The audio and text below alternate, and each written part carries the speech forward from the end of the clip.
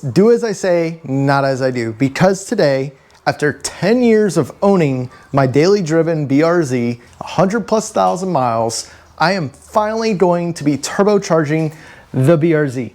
It is long overdue, it's been long past due.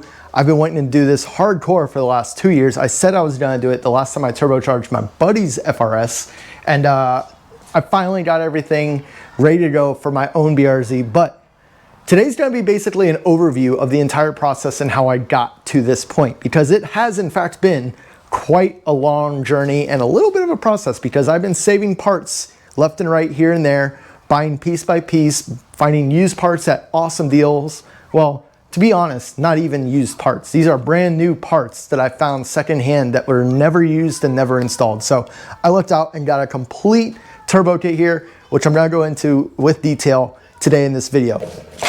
So for starters, if you look at my BRZ, it is pretty much 100% stock. There's one thing in here, well, maybe two. No, one thing in here that is completely different and should not be here.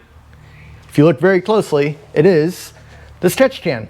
So I actually had this catch can made. Well, a friend of mine was gonna make them and sell them, and he only ended up making one, maybe a few, and then I don't know what happened with it, but basically I got the prototype.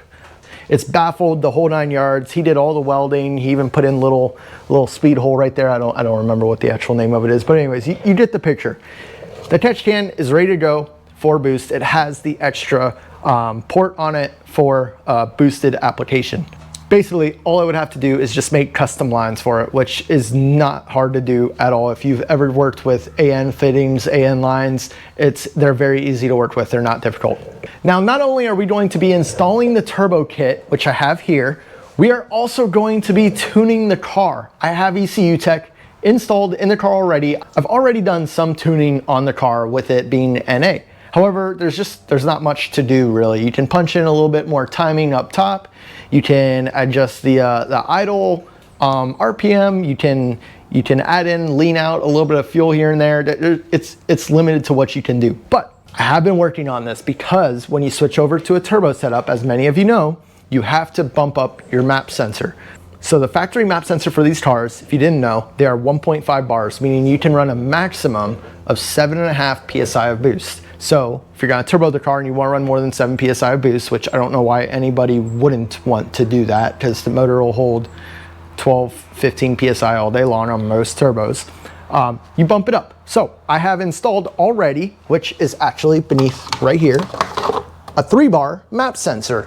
And to top it all off, I have actually been driving this car on my own tune with the 3-bar map sensor, which if you've ever tuned one of these, you know that the biggest hurdle really to get past is the 3-bar map sensor, because there's a lot that you have to adjust and change in the map for the 3-bar map sensor.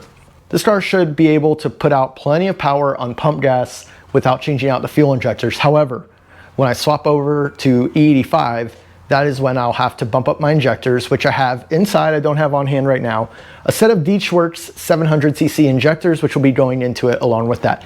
So please, if you want to learn how to turbocharge your BRZ, that is installing the kit, making the necessary adjustments to get a base map on your tune by yourself, smash the subscribe button for me. I greatly appreciate you guys, because I guarantee you there are a lot of you out there that have a BRZ that probably are, you know, a little more DIY than most, but are just unsure of where to go. And I'm kind of going into that whole gray area, because there's not too much information out there as far as ECU Tech goes, to the public, that is, for tuning these cars. I don't think there's a lot of info out there on just, you know, reflashing the ECU or installing OFT. You know, you have all these old forum posts, but I actually went through the ECU Tech website, read every single document I could on setting up the base map for the tune in your BRZ. So I have most of that already done. It's prepared, it's ready to go. At this point, all I have to do is install this kit. Okay, so basically all I would have to do once the turbo kit is installed into the vehicle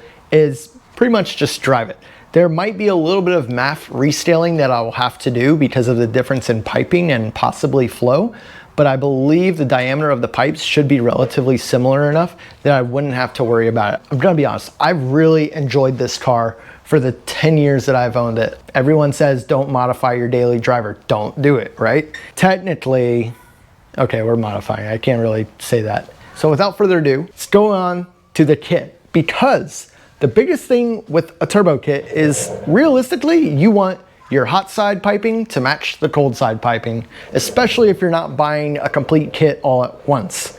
So I'm gonna tell you what I ended up doing, and I basically bought everything brand new in the box, but never used. Well, let me go back a little bit, because 2 years ago, I had a friend post on Facebook that they were doing a case swap on their FRS, and they wanted to sell their turbo piping that they had. Just so happened I was kind of interested in doing it for already 8 years at that point. So I was more than willing to go out of my way to buy the brand new in-box parts from them, which I did. So what I have here is the Full Blown Motorsports cold side piping kit.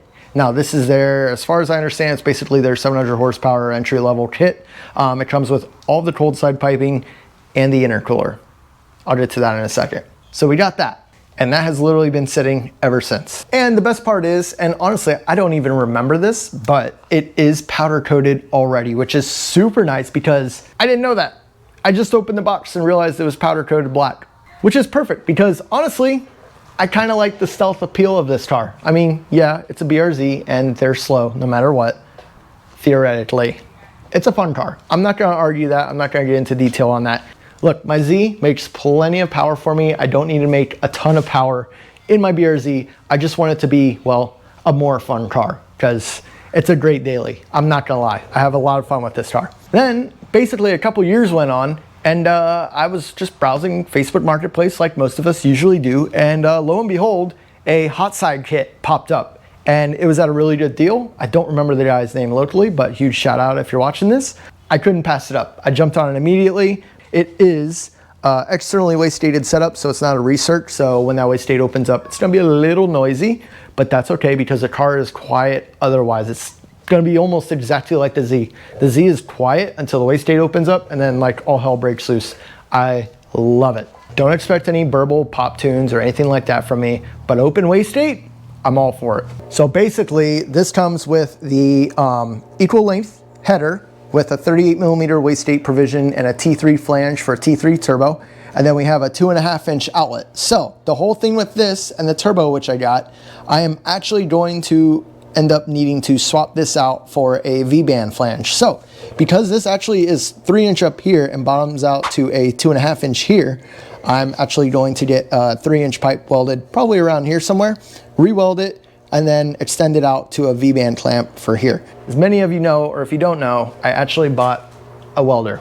I can weld stainless steel with that. However, I have yet to actually use it. I haven't had the time to use it. I've had it for like 2 months now. I finally got gas the other day, but I have not used it, which means I have nearly zero experience with welding stainless steel. And to be honest, I've never actually installed a full-blown motorsports kit, and you're probably wondering, well, Billy, you bought it all in pieces. What about all the other stuff? What about the gaskets? What about the oil lines? What about the waste date? You know, oh, what turbo are you using? Well, we're getting to that because I have it all right there. So for the turbo we have chosen, I pretty much got something very similar, only a little bit better, well, quality, let's say, going into this car. And not necessarily that my Z turbos are not like good turbos. It's just this one's built with a little bit more spice to it, let's say. So the turbo which I've picked for the BRZ is going to be a Boostlab BL54xr Plus, I believe is what the final designation is. Pretty much, this is a 54mm Boostlab turbo capable of 660 horsepower. Yep, stock motor BRZ, 600 horsepower turbo. It's happening. And you're probably wondering, Billy, why are you using a 600 horsepower turbo on a stock motor FA20? Yeah, the FA20 will probably blow up at anything over 500 horsepower, guaranteed. However, I will never have to buy another turbo after this. And just to clarify some things here, this turbo is a 54mm, which means it's a little bit bigger than a GT2860, a little bit. It has a flow rate of a G25 660, meaning it's capable of 660 horsepower. Now, is it a little bit overkill? Still, yes. However, it should still spool just fine on this 2-liter 4-cylinder. And my thought process is, God forbid it is a little bit laggy, might be good for me because if you aren't familiar with turbo cars, the torque that a turbo can produce on a small displacement engine is usually what causes the engine to blow to begin with. Too much torque at low range is no bueno for a low displacement 4-cylinder motor. And if you know anything about the turbos that are in my Z, which I have over here, these are the Pulsar G25 660 turbos.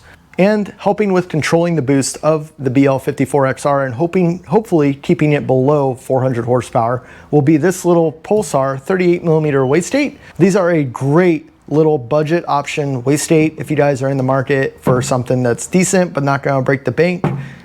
Pulsar, great option, as well as the Pulsar 60mm blow-off valve. So this should sound very similar to like a Turbo Smart or Precision blow-off valve. Again, it's just a blow-off valve. I don't really care too much about the noise, especially on my daily. In all honesty, I'd rather it be almost non-existent.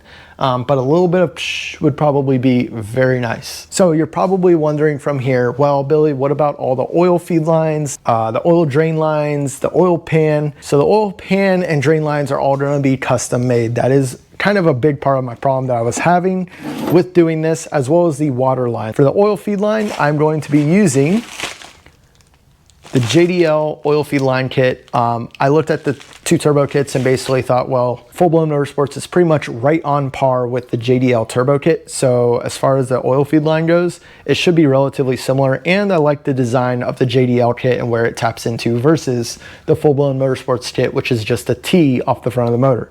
And well, about the oil pan. So for the oil pan, I ended up having a friend of mine weld these bungs on. I made the poor decision of welding on the wrong side to begin with.